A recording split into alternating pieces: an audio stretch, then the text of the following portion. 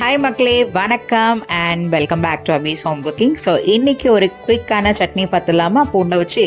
So இதுக்கு ஒரு 15 to 20 பூண்டு. ஸோ பூண்டை தோல் உரிக்காமல் இடிச்சோ அரைச்சி எடுத்து வச்சுக்கோங்க.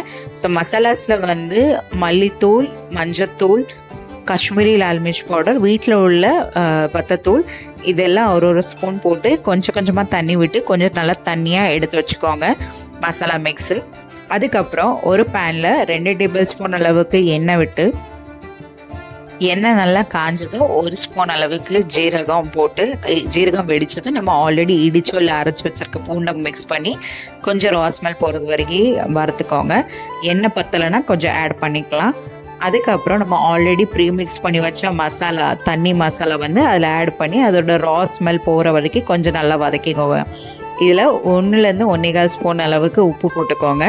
இது நல்லா கொஞ்சம் ராஸ்மெல் போனதுக்கப்புறம் ஒரு 2 டேபிள் ஸ்பூன் இல்லை 3 டேபிள் ஸ்பூன் கர்டு, நல்லா கெட்டி தயிரை மிக்ஸ் பண்ணி கொஞ்சமாக தண்ணி விடுங்க.